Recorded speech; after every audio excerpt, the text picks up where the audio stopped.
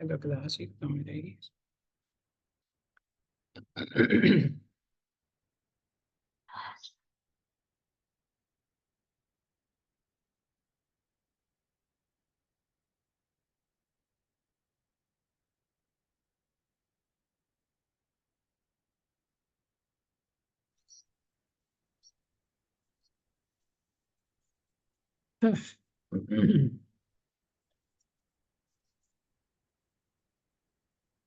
Hello, अस्सलाम वालेकुम।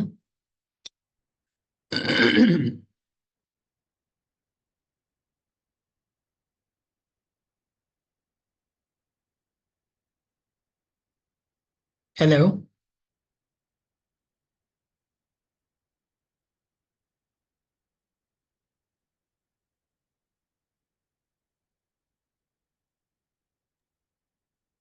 Hello. अस्सलाम वालेकुम। जी, आवाज़ आ रही है आप लोगों को? जी जी सर। हाजिर। और स्क्रीन भी नज़र आ रही है? जी जी। ओके। अच्छा, तो प्रीवियस क्लास में हमने क्या किया था? हमने जो है वो अ, इसको, जो ये वाला चैप्टर था हमारा, अकाउस्टिक्स, इसके जो है वो हमने क्या किए थे, इसके एमसीक्यूज जो है वो स्टार्ट कर दिए थे। और इसके एमसीक्यू नंबर 6 तक जो है वो हम आ गए थे। ठीक है। ये अगर मैं थोड़ा सा रिपीट भी कर दूं, तो इसमें हमने क्या किया था, स्पीड ऑफ अ वेव, ये एक वेव है, y इज इक्वल्स टू, ये अगर मैं ऐसे इसको करें, ये एक वेव है। और इस वेव से हमने क्या करना था कि ये एक वेव फंक्शन है, और इस वेव फंक्शन से हमने इस वेव की स्पीड निकालनी थी v। तो उसके लिए हमने क्या किया था, उसके लिए हमने इस फेज को, ये जो ओमेगा टी माइनस के एक्स है, ये फेज, इस फेज का हमने जो है वो टाइम डेरिवेटिव ले लिया था। तो जब हमने इसका टाइम डेरिवेटिव लिया, तो उससे हमारे पास जो है वो आंसर जो आया था वो ओमेगा बाई के आ गया था। तो ये इसका करेक्ट ऑप्शन था। उसके बाद दूसरी जो हमारी थी वेव, वो क्या था, ये सेकंड, जो आप समझ लीजिए, सेकंड एमसीक्यू जो था आपका, उसमें क्या था कि एक साइन वेव है और दूसरी जो है वो कोसाइन वेव है। एक साइन वेव है और दूसरी कॉस वेव है, कोसाइन वेव। तो इन दोनों के दरमियान जो है वो फेज डिफरेंस कितना होगा, ये चीज़ पूछी गई थी कि इन दोनों के दरमियान फेज डिफरेंस कितना होगा। तो चूंकि साइन वेव जो है वो, अगर ये कोई स्टैंडिंग पॉइंट है, और ये होती है साइन वेव, जो आप देखेंगे कि ये ज़ीरो से स्टार्ट होगी और फिर ये मैक्सिमम पे जाएगी, और फिर अगेन ज़ीरो, और फिर maximum but in the opposite direction, और फिर अगेन ज़ीरो। तो ये साइन वेव है। क्योंकि साइन ज़ीरो क्या होता है, साइन ज़ीरो ज़ीरो है, ये 90 डिग्री है, तो साइन 90 मैक्सिमम है। उसके बाद साइन 180 अगेन जो है वो क्या है, मिनिमम है, यानी ज़ीरो है। फिर साइन 270 -1 है, और आगे इसी तरीके से ये साइकिल जाती है, और इसके बाद ये रिपीटिशन होती है।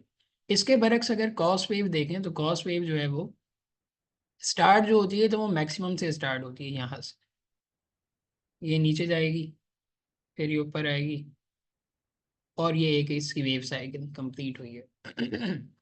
तो आप देखेंगे जहाँ पे साइन जो है, कॉस जो जीरो पे जो वैल्यू है कॉस की, या ये 0 डिग्री है, यहाँ जो कॉस 0 डिग्री पे वैल्यू है, वो साइन 90 पे आपको मिलेगी। देखें ना, कॉस जीरो पे क्या वैल्यू आपको दे रही है, 1, और साइन 90 पे आपको क्या मिल रही है, 1।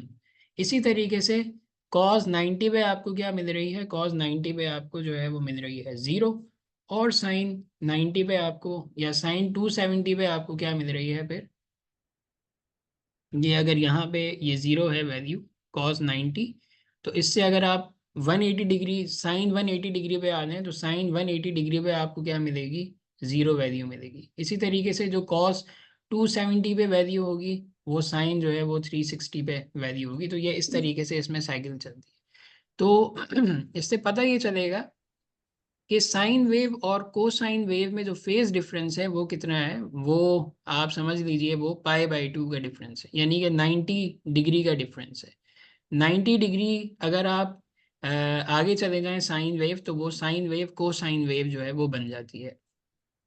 ठीक है, तो इसका करेक्ट ऑप्शन क्या था? इसका करेक्ट ऑप्शन पाई बाय 2 था। ए टू। इसके बाद ये तीन चीज़ें हैं, वी ए है, वी हाइड्रोजन है, और वी जो है वो मेटल में है। एक वेलोसिटी है हाइड्रोजन गैस में, एक मेटल में है, कोई मेटल की कोई चीज़ होगी, कोई सॉलिड चीज़ है, और तीसरी चीज़ क्या है? एयर है। इन तीनों में जो है वो स्पीड ऑफ साउंड जो है वो मालूम करनी है। तो आप ये बताएंगे कि इसमें से करेक्ट इनइक्वालिटी कौन सी हो सकती है। तो सबसे पहले तो हम ये जानते ही हैं कि V of solid, speed of sound जो सॉलिड में होती है वो सबसे ज़्यादा होती है किसके? We liquid. वी लिक्विड है उसके बाद, और वी लिक्विड किससे ज़्यादा होती है? वी गैसेस से। ठीक है, वी गैस। यानी सबसे ज़्यादा स्पीड ऑफ साउंड सॉलिड में है, फिर लिक्विड में है, और फिर उसके बाद गैसेस में है। तो यहाँ हमें एक चीज़ तो नज़र आ रही है कि मेटल जो है वो क्या है? वो कोई सॉलिड चीज़ है।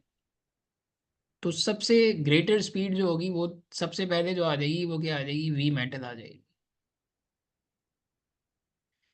अब दो चीज़ें हैं, एक हाइड्रोजन गैस है और दूसरी क्या है? एयर। एक ये एयर है और दूसरी क्या है? हाइड्रोजन गैस है। सही है। अब हाइड्रोजन भी गैस है और एयर भी क्या है? असल में गैस ही है। तो अब ये दोनों गैसेस हैं, तो इन दोनों गैसेस में जो है वो किस में स्पीड ऑफ साउंड ज़्यादा होगी? किस में होगी ज़्यादा आपके एयर ख्याल? में। एयर में। एयर में ज़्यादा होगी। जैसा। कैसे ज़्यादा होगी? देखें, स्पीड ऑफ साउंड जो है वो वी जो है वो रिलेशन जो है उसका वो क्या है? अंडर रूट तो E pressure divided by density, rho, P by density. Yes. अच्छा, अब इसमें आप ज़रा देखें, ये डेंसिटी के क्या है? इन्वर्सली प्रोपोर्शनल है स्पीड ऑफ साउंड, डेंसिटी के इन्वर्सली प्रोपोर्शनल है। तो एक एक गैस हाइड्रोजन है और एक गैस क्या है? एयर है। अब देखें डेंसिटी क्या होता है? Density is equals to mass mass पर वॉल्यूम। Upon volume. ये है डेंसिटी। ठीक है। अच्छा, अब अगर ये डेंसिटी है तो इस डेंसिटी में आप देखेंगे, इस डेंसिटी में क्या होता है कि इनमें से भारी गैस कौन सी है एयर और हाइड्रोजन में? एयर भारी है, हाइड्रोजन थोड़ी कम भारी है। हाँ, एयर भारी है और हाइड्रोजन क्या है? हल्की है। क्योंकि हाइड्रोजन के अंदर, हाइड्रोजन गैस जो है उसका जो एटॉमिक नंबर है वो क्या है? 1 है। या उसका मास नंबर वन। क्या है? 1 है। उसके अंदर एक ही क्या होता है? न्यूट्रॉन होता है, एक ही इलेक्ट्रॉन। प्रोटॉन होता है हाइड्रोजन गैस में। या एक न्यूट्रॉन एक प्रोटॉन होता है, या एक प्रोटॉन और दो न्यूट्रॉन्स होते हैं। ये हाइड्रोजन के मुख्तलिफ आइसोटोप्स हैं। लेकिन एयर जो है, एयर के अंदर नाइट्रोजन गैस भी है, एयर के अंदर जो है वो ऑक्सीजन भी है, और एयर के अंदर जो है वो डस्ट पार्टिकल्स भी हैं। तो ये सारी चीज़ें एयर के अंदर मौजूद हैं। और ये जो जो भी चीज़ें हैं, अब ये ऑक्सीजन आप देख लें, ये नाइट्रोजन आप देख लें, ये हाइड्रोजन से भारी गैस है। तो आपको फिर ये समझ में आएगा कि वॉल्यूम तो सेम है, वॉल्यूम तो हमने सेम रखा हुआ है, लेकिन मास मुख्तलिफ है। हाइड्रोजन गैस का यस। मास जो है उस रिक्वायर्ड वॉल्यूम के अंदर कम आएगा, और जो एयर का जो मास है वो उस वॉल्यूम के अंदर जो है वो ज़्यादा आ जाएगा। तो फिर इससे क्या पता चलेगा आपको कि डेंसिटी जो है वो किसकी ज़्यादा होगी? एयर की। एयर की तो डेंसिटी। एयर की जो डेंसिटी है वो ग्रेटर होगी किससे? हाइड्रोजन से। हाइड्रोजन। P of hydrogen. यानी कि हाइड्रोजन की डेंसिटी कम है और एयर की डेंसिटी ज़्यादा है। तो अब आप यहाँ से देखें इसको, और अब मुझे बताएं कि वी किस में ज़्यादा होगी, किस में कम होगी? वॉल्यूम। वी, जो वी है स्पीड ऑफ साउंड है, देखें ना, स्पीड ऑफ साउंड डेंसिटी पे डिपेंड कर रहा है ना, इन्वर्स रिलेशन है डेंसिटी के साथ। तो डेंसिटी आपको पता चल गया, डेंसिटी एयर की ज़्यादा है और हाइड्रोजन की कम है। तो फिर स्पीड ऑफ साउंड किस में ज़्यादा होगी? हाइड्रोजन में ज़्यादा होगी। हाइड्रोजन में ज़्यादा होगी। देख रहे हैं ना आप, ये वी का और इस रो का इन्वर्स रिलेशन है। तो जब ये रो या इनवर्स डेंसिटी, रिलेशन। डेंसिटी जितनी बड़ी होगी, जितनी ज़्यादा होगी, वी उतना क्या हो जाएगा, कम हो जाएगा। सही है। कम तो हो जाएगा। आपकी ये यहाँ नज़र आ रहा है इनवर्स नीचे कि रिलेशन। एयर, एयर की डेंसिटी ज़्यादा है तो इसकी यस। स्पीड क्या हो जाएगी, कम हो जाएगी। हाइड्रोजन की डेंसिटी कम है तो इसकी कम हो स्पीड क्या हो जाएगा। जाएगी, ज़्यादा हो जाएगी। तो यहाँ पे फिर वी मेटल, ये तो सबसे ज़्यादा है। उसके बाद किसकी स्पीड ज़्यादा है, हाइड्रोजन की। तो यहाँ पे आ जाएगा वी हाइड्रोजन। और सबसे आखिर में किसकी स्पीड होगी, वी एयर की।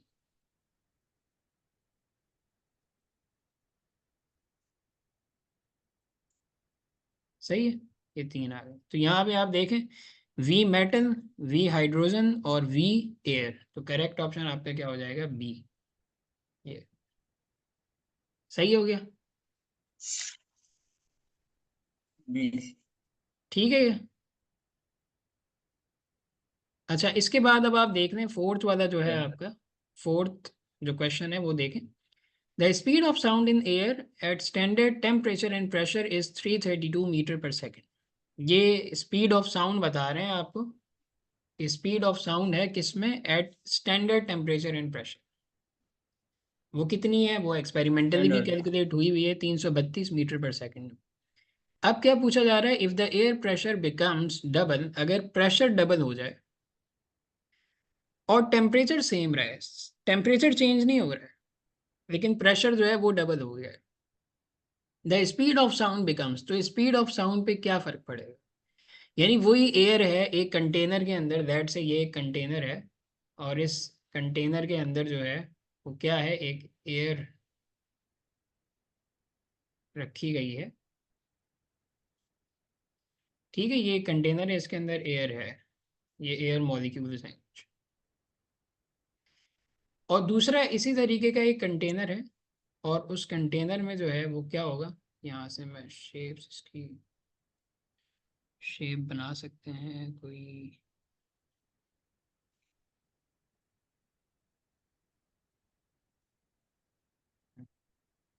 चले, एक ये दूसरा कंटेनर है। ये ड्राइंग थोड़ी सी ख़राब बन रही है, इसको माइंड नहीं किएगा। तो इसका जो है वो बस। प्रेशर, इसका लेट से कंटेनर वन का प्रेशर P1 है, इसका वॉल्यूम जो है वो V1 है और इसका टेम्परेचर जो है वो क्या है, T है। ये दूसरा कोई कंटेनर है, इसका प्रेशर जो है वो P2 है, वॉल्यूम इसका V2 हो जाएगा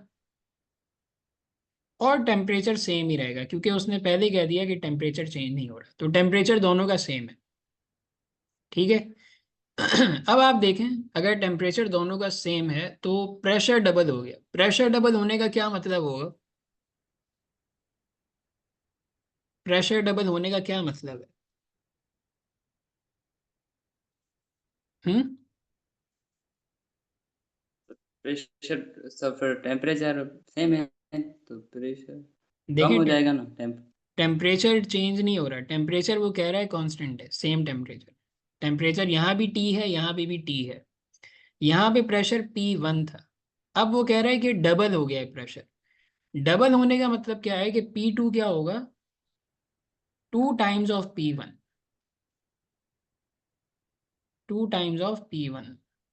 यानी प्रेशर वन का दुगना हो गया। प्रेशर वन के दुगने का मतलब ये है कि अगर यहाँ पे कोई पिस्टन आप रखें, ये कोई पिस्टन है, तो इस पिस्टन को आपने क्या किया है, इस पिस्टन को आपने दबाया है, इसको कंप्रेस किया है। तो उसको कंप्रेस करने से जो आपकी एयर है वो क्या हो गई है, नीचे दब गई है। ठीक है, पहले लेट से पहले वॉल्यूम आपका ये पूरा था, अब आपका का वॉल्यूम क्या हो गया, फिर पिस्टन को दबाया तो कम पिस्टन हो को गया था। दबाया है तो वॉल्यूम आपका आधा हो गया है। ठीक है, पहले V1, हाफ हो गया। V1 था, अब क्या V2 क्या हो जाएगा, V1 का हाफ हो जाएगा, यानी कि V1 हाफ हो गया। Divided one by, upon two. हाँ V1 डिवाइडेड बाई 2। सही है, ये V2 हो गया, V1 डिवाइडेड बाई 2। सही। नंबर नहीं आया है।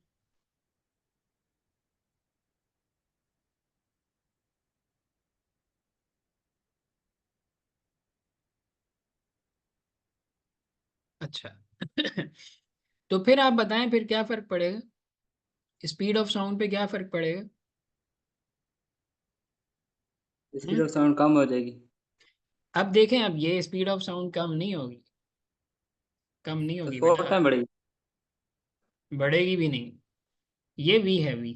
4 टाइम बढ़ेगी। देखते हैं ना क्या होता है, ये वी है। और वी क्या था? Pressure upon density, pressure upon density, यानी कि pressure upon. P1 divided by rho 1। Rho 1 क्या होता है? Mass upon volume, mass upon volume, upon नीचे होगा तो इसका मतलब ये ऊपर आ जाएगा, V1, P1 और V1। ये P है, सही है, P, ये P है, P1 और ये V1। ठीक है ना, क्योंकि डेंसिटी क्या होता है? मास अपॉन वॉल्यूम, तो वो अपॉन वाला वॉल्यूम हमने ऊपर लिख दिया। अच्छा, दूसरा केस क्या है? दूसरा केस ये है,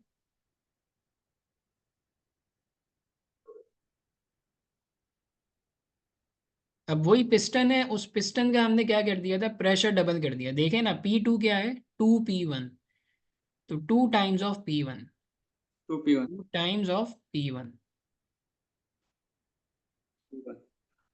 एयर तो उसके अंदर वही थी, तो मास पे तो कोई फर्क नहीं पड़ेगा, मास तो वही रहेगा। लेकिन वॉल्यूम क्या हो गया था? वॉल्यूम आधा हो गया था, आधा हुआ था ना। हाफ हो गई। V2 क्या था? वी यस, वन हाफ हो डिवाइडेड गई। बाई टू तो ये V1 डिवाइडेड बाई टू, ये 2 से 2 कैंसिल हुआ है, हो गया कैंसिल, 2 से 2। हम्म, V1 अपन है। पास। 2 से 2 यस सर। कैंसिल हो गया। तो अब आप ये देखेंगे कि यहाँ पे क्या आ रहा है? P1 2 से 2 में। V1/m, और ऊपर भी क्या था? P1 V1/m, तो इनमें कोई फर्क है? और सर सेम रहेगा। सेम है।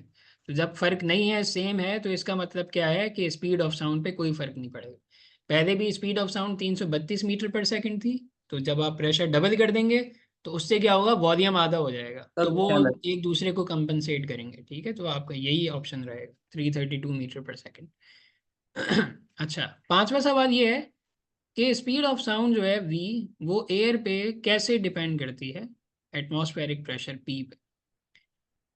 Speed of sound in air, यानी कि यही सारी स्पीड ऑफ साउंड है जो कि एयर में है। Speed of sound in air वो प्रेशर पे कैसे डिपेंड करती है? प्रेशर पे डिपेंड करती है या नहीं करती है स्पीड ऑफ साउंड? प्रेशर पे हम्म, डिपेंड तो नहीं करती। कैसे नहीं करती?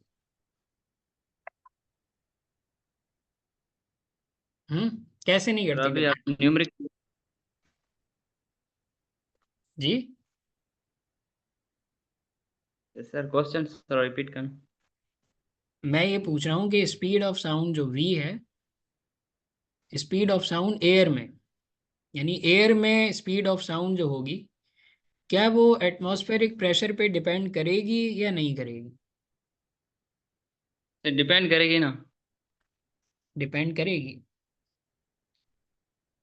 देखें, अभी इससे पिछले वाले में हमने क्या किया है, इस फोर डिपेंड नहीं वाले में। करेगी सर।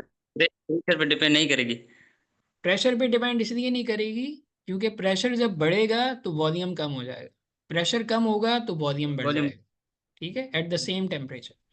यस अब सर। ये आपसे पूछ रहा है कि how does the speed of sound V in air depends on the atmospheric pressure P. तो उसका जाहिर है पी से कोई रिलेशन नहीं है, तो ना वो पी के डायरेक्ट प्रोपोर्शनल है, ना पी के स्क्वायर के, ना पी के इनवर्स के। तो इसका करेक्ट ऑप्शन होगा P⁻0, क्योंकि anything raise to power zero ये किसके इक्वल हो जाता है? 1 के। तो इक्वल टू P⁻0 क्या है? 1। P⁻0 का 1 के मतलब होता बराबर। है 1। तो यानी कि V जो है वो प्रेशर पे डिपेंड नहीं कर रहा, क्योंकि प्रेशर इसका अगर बढ़ाएंगे या कम एयर। करेंगे तो वॉल्यूम कम या ज़्यादा हो जाता है। ठीक है, तो इस वजह से वो एक दूसरे को कंपनसेट कर देते हैं। P0 क्या होता है? 1, P⁻0 इक्वल टू 1। किसी भी चीज़ की पावर अगर जीरो होगी तो वो 1 के इक्वेलेंट होता है। ठीक है। 1 के इक्वल होगी। हाँ, अब यहाँ से आगे हमने जाना है 6 पे।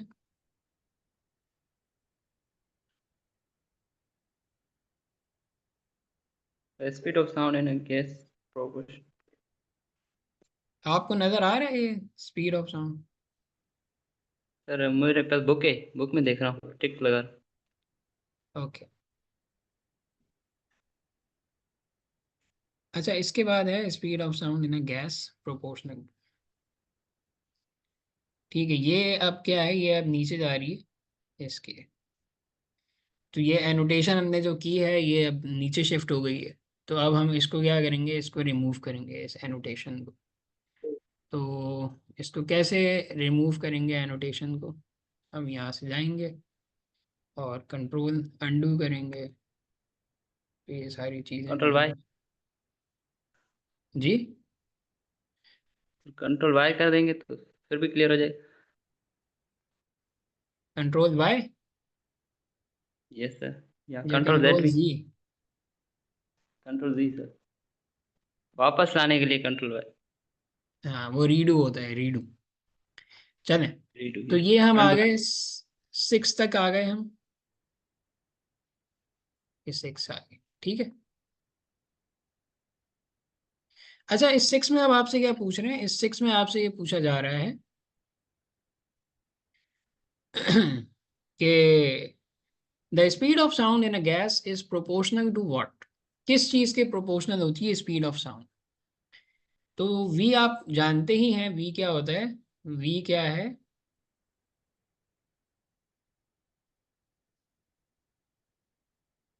पी। और ये नीचे क्या आता है, रो। ठीक है, पी बाय रो। रो क्या है, डेंसिटी है। तो अब आप यहाँ पे देखेंगे ये जो पी है, पी, ये असल में क्या होता है, ये असल में बल्क मॉड्यूलस होता है। पी इक्विवेलेंट होता है किसके, बल्क मॉड्यूलस के। क्योंकि प्रेशर क्या है, फोर्स अपॉन एरिया है। और बल्क मॉड्यूलस भी क्या है, स्ट्रेस अपॉन स्ट्रेन। तो ये स्ट्रेस स्ट्रेस। अपॉन स्ट्रेन का मतलब कि pressure divided by change in length over original length. Change in length and original length, yes. So P जो है वो बी के इक्विवेलेंट होता है। प्रेशर जो है वो बल्क मॉड्यूलस के इक्विवेलेंट है। अच्छा, अगर ये बल्क मॉड्यूलस के इक्विवेलेंट है तो अब यहाँ पे अब आप स्टेटमेंट्स देखें, speed of sound in a gas is proportional to what. A देखेंगे, square root of the isothermal elasticity, square root of the adiabatic elasticity, isothermal elasticity, adiabatic elasticity. अब ये 4 ऑप्शन देखें, इनमें से दो तो वैसे ही कैंसिल हो सकते हैं, सी और डी, क्योंकि इनमें जो है स्क्वायर रूट नहीं लिखा हुआ। Yes sir. ठीक है, और हमारे पास जो स्पीड ऑफ साउंड है उसमें स्क्वायर रूट आ रहा है। तो या तो ये वाला सही यस हो सर। सकता है, या बी सही हो सकता है, या ए सही हो सकता है, या बी सही हो सकता है, क्योंकि इन दोनों में स्क्वायर रूट है। अच्छा, अब ए अगर सही हो तो ए में क्या ऑप्शन है, आइसोथर्मल इलास्टिसिटी। आइसोथर्मल, आइसोथर्मल का मतलब ये है कि इसमें जो टेम्परेचर है वो कांस्टेंट रहेगा।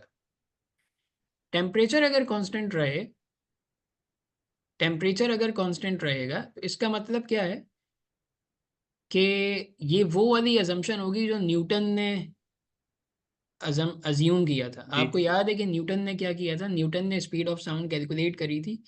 तो उसकी जो स्पीड ऑफ साउंड है वो 280 मीटर पर सेकंड आई थी, और असल में जो एक्सपेरिमेंटल स्पीड ऑफ साउंड थी वो 332 मीटर पर सेकंड थी।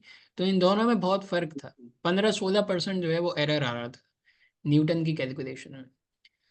तो वो क्यों आ रहा था, क्योंकि न्यूटन ने ये अज्यूम किया था कि प्रोसेस जो है वो आइसोथर्मल है, और उसने बॉयल्स लॉ वहाँ पे क्या है लगा दिया था, P V is equals to constant. उसने बॉयल्स लॉ वहाँ लगा दिया था।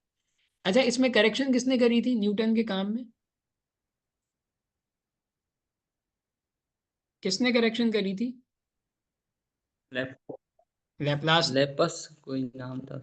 लेप्लास है, लेप्लास। लेपनास। ठीक है। तो लेप्लास ने क्या कहा था, लेप्लास ने ये कहा था कि ये प्रोसेस आइसोथर्मल नहीं है, बल्कि कौन सा प्रोसेस है ये, आइडियोबैटिक। एडियाबैटिक। तो फिर क्या होगा यस यहाँ सर। पे, कौन सा ऑप्शन होगा सही? B sir. Square root of the adiabatic elasticity. क्योंकि उसने क्या किया था, लेप्लास ने जब करेक्शन करी थी तो उसने स्पीड ऑफ साउंड जो करेक्ट थी वो ये उसने बताई थी। क्या बताई थी gamma P by rho density, सही है, गैमा पी बाय रो। तो ये जो गैमा था ये क्या था, ये वो था, आप समझ लें क्या है ये करेक्शन फैक्टर था ना, ये करेक्शन फैक्टर था। इसका असल में होता क्या है, ये स्पेसिफिक हीट का जो है वो रेशो होता है at the constant pressure divided bye constant volume. Specific heat constant pressure पे क्या होगी, वो उसको डिवाइड कर देंगे specific heat at constant volume, तो ये आपको फिर मिल जाता है गैमा। और एयर के लिए इसकी वैल्यू 1.4, गैमा की वैल्यू 1.4 एयर के लिए या किसके लिए, बहरहाल वो देख लेंगे कि किस चीज़ के लिए। तो करेक्ट ऑप्शन इसका फिर क्या है, बी है, square root of the adiabatic elasticity. अच्छा, उसके बाद सेवन क्वेश्चन है। सेवन क्वेश्चन में आपसे पूछा जा रहा है, the length of a pipe closed at one end in the standing wave whose frequency is 7 times the fundamental frequency, what is the closest distance between nodes। ये आपसे पूछा जा रहा है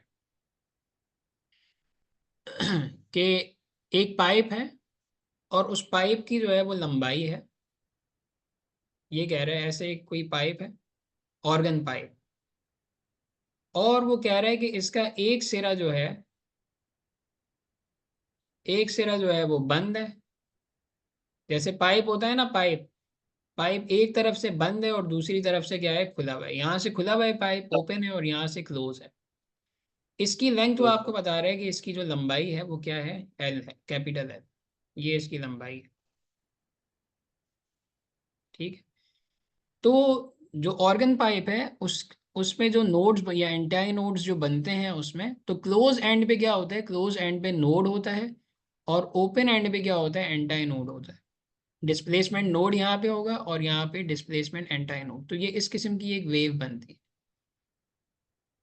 जो फर्स्ट हार्मोनिक आप कह दें या फंडामेंटल फ्रीक्वेंसी आप इसको कहें। तो अब आप ये देखेंगे यहाँ पे कि ये एक एक वेव का कितना हिस्सा है, ये यहाँ से लेकर, ये अगर नोड है, इस नोड से एंटी नोड तक, यहाँ तक एक वेव का कितना हिस्सा है ये। ये लेट से अगर ये एक वेव है, कंप्लीट वेव है एक, यस। ये एक वेव है, सही है। तो एक कंप्लीट वेव कहाँ से कहाँ तक होगी, अगर मैं यहाँ से स्टार्ट करूँ, इधर से, यहाँ से मैं स्टार्ट कर रहा हूँ, तो एक वेव कहाँ पे ख़त्म होगी, कितनी आगे मैं जाऊँ, यहाँ जाऊँ, यहाँ जाऊँ, यहाँ यहाँ यहाँ किधर, एक वेव के अंदर कितनी चीज़ें आ जाती हैं, कहाँ से कहाँ तक होती है वेव। हम्म। तो उर्दू में बता नहीं पा रहा हूँ, पर वैसे मना पूरा हाँ, कंप्लीट साइकिल होता है इधर एक वेरी गुड, पूरा पूरा कंप्लीट साइकिल। तो पूरा कंप्लीट करस टू। साइकिल का मतलब क्या है कि ये अगर यहाँ से स्टार्ट हुआ है तो दूसरी वेव यहीं से स्टार्ट होनी चाहिए। तो ये एक पूरा क्रस्ट हुआ, फिर ये नीचे ट्रफ खत्म हो गया, अब करस टू नई करस। वेव यहाँ से स्टार्ट होगी, इधर से। यस। सही है, ये यहाँ से स्टार्ट हो रही, फिर ये रिपीट होगी, और ये ऐसे ही जाता रहेगा। सही है। तो यस वेवलेंथ सही है। पूरी क्या है, वेवलेंथ यहाँ से लेके यहाँ तक, ये एक कंप्लीट वेवलेंथ है लैम्डा। अच्छा, अब आप ये देखें, ये एक, अच्छा इस वेवलेंथ में ये क्या होता है, ये वाले पॉइंट जो जीरो पॉइंट होते हैं ये कहलाते हैं नोड, और ये नोट्स। जो मैक्सिमम पॉइंट्स होते हैं ये कहलाते हैं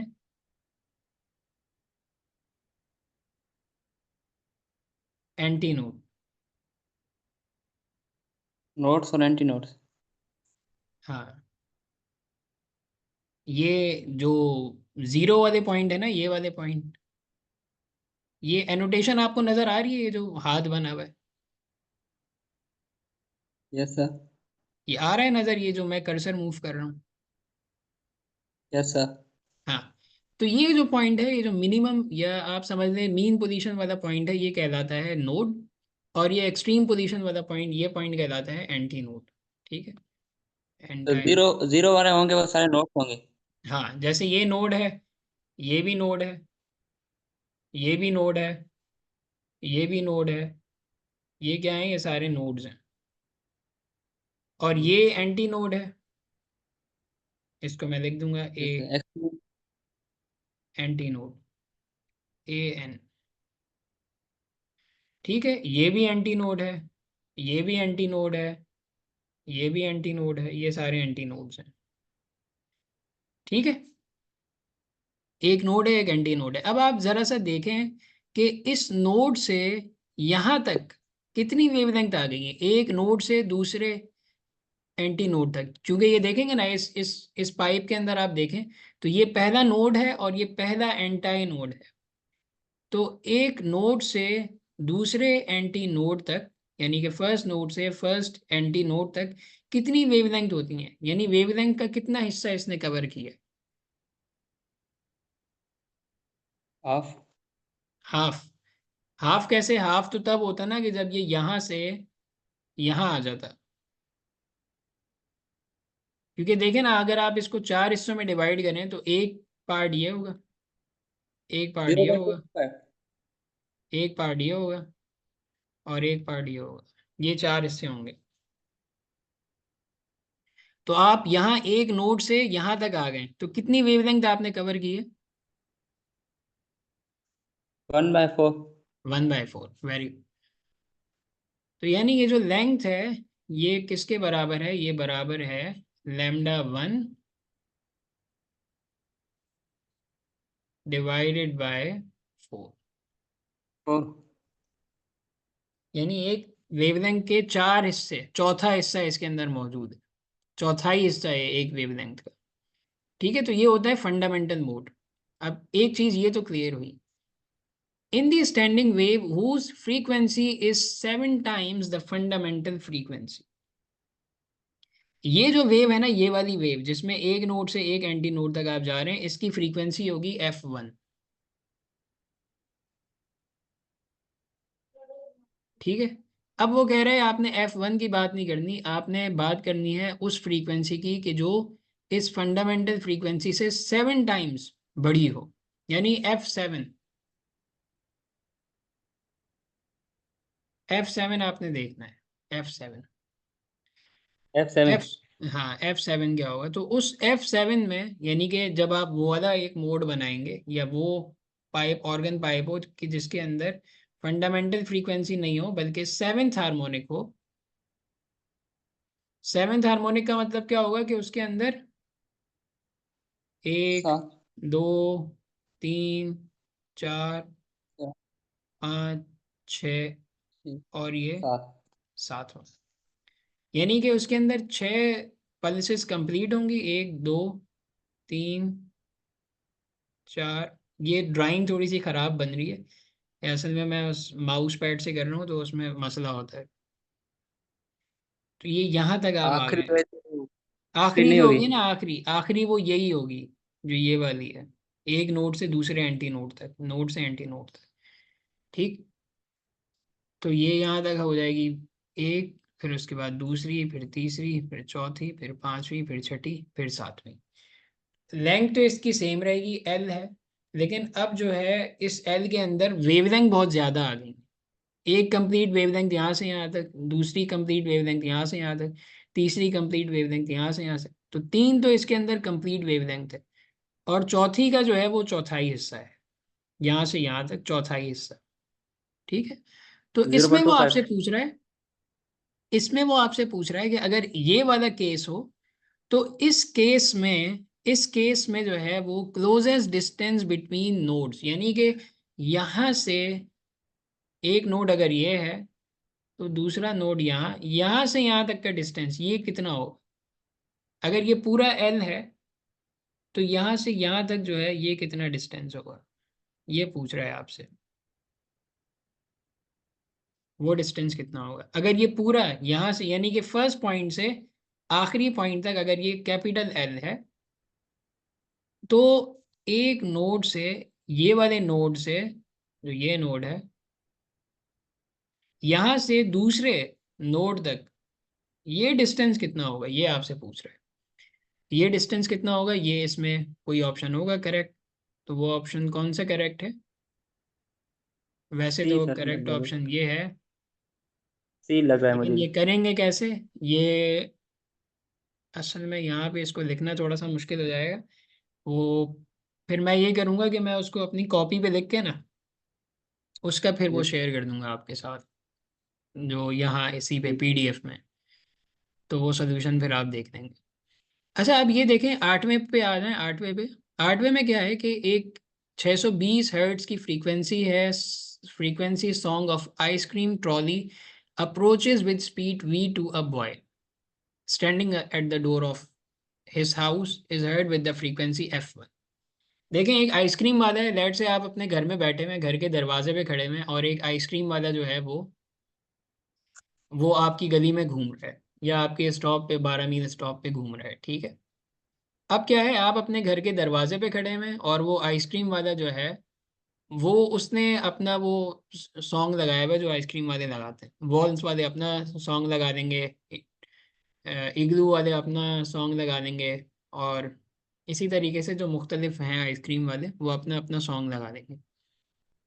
तो जाहिर है, अगर वो सॉन्ग है जो उन्होंने चलाया हुआ है, टेप चलाया हुआ है, सॉन्ग, उस पे सॉन्ग चल रहा है, तो उस सॉन्ग की ज़ाहिर साउंड वेव्स होंगी, उनकी कोई ना कोई फ्रीक्वेंसी होगी। तो वो फ्रीक्वेंसी आपको बताइए कि वो जो सॉन्ग चल रहा है, उसकी जो फ्रीक्वेंसी है वो 620 हर्ट्ज, 620 हर्ट्ज। ठीक है, जो गाना है, जो गाना चला रहा है आइसक्रीम वाला, उस गाने की फ्रीक्वेंसी क्या है? 620 हर्ट्ज। अच्छा, सिर्फ गाना नहीं चल रहा है। 620 आठ। हाँ, ये उसकी फ्रीक्वेंसी है उस गाने की। दूसरी चीज़ क्या है? दूसरी चीज़ ये हुई है कि दूसरी चीज़ जो है उसमें ये है कि जो ट्रॉली है, आइसक्रीम ट्रॉली, जो ट्रॉली वाला है, आइसक्रीम वाला है, वो रुका हुआ नहीं है, वो भी मूव कर रहा है। आप तो रुके हुए हैं अपने घर के दरवाजे पे, लेकिन आइसक्रीम वाला जो है वो मूव कर रहा है। तो आइसक्रीम वाला जिस स्पीड से मूव कर रहा है, वो स्पीड क्या है? वी है। अच्छा श्रेयब, आई थिंक टाइम ख़त्म हो गया है, 10:39 हो रहे हैं। तो 10:39 अगर हो रहे हैं, तो इसका मतलब ये है कि जूम की 40 मिनट की लिमिट होती है, ठीक। तो अभी हमारे पास 1 मिनट बाकी है, 1 मिनट 42 सेकंड, 40 सेकंड। तो अब ये है कि जो ट्रॉली वाला है वो रुका हुआ नहीं है, वो स्पीड वी से मूव कर रहा है बॉय की तरफ, यानी बॉय की तरफ आ रहा है। अच्छा, अगर ये बॉय की तरफ आ रहा है, तो फ्रीक्वेंसी पे फर्क पड़ेगा या नहीं पड़ेगा, गाने की फ्रीक्वेंसी पे? तो फर्क पड़ता है। तो आपको आवाज़ कैसी सुनाई देगी अगर ये ट्रॉली आपकी तरफ आ रही है? क्या इसकी फ्रीक्वेंसी बढ़ेगी या कम होगी? तो बढ़ती चली जाएगी ना। क्यों? तो करीब आ रहा है ना मेरे, जी, इंक्रीज वो होता आपके जाएगा। करीब आ रहा है, ठीक है। वो क्या है, वो आपके करीब आ रहा है इस वजह से। तो यस सर। जब वो आपके करीब आ रहा है, तो वो जो अपेरेंट फ्रीक्वेंसी है वो क्या हो जाएगी? f1। वो बताया आपको, f1 है वो। यानी जिस फ्रीक्वेंसी से आप सुनेंगे, वो 620 हर्ट्ज नहीं होगी, बल्कि इससे ज़्यादा होगी, और वो फ्रीक्वेंसी क्या होगी? f1 होगी। अच्छा, अब दूसरी चीज़ ये है कि अब ट्रॉली रुक गई है, लेकिन ट्रॉली पे गाना चल रहा है, और उस गाने की फ्रीक्वेंसी 620 हर्ट्ज ही है, ठीक है। लेकिन अब ट्रॉली तो रुकी हुई है, लेकिन आप मूव कर रहे हैं ट्रॉली की तरफ, आप ट्रॉली की तरफ जा रहे हैं, ठीक है। कितनी स्पीड से जा रहे हैं? उतनी स्पीड से ही जा रहे हैं जितनी स्पीड से ट्रॉली आ रही थी। ट्रॉली वी से आ रही थी, आप भी वी स्पीड से, सेम स्पीड से जा रहे हैं।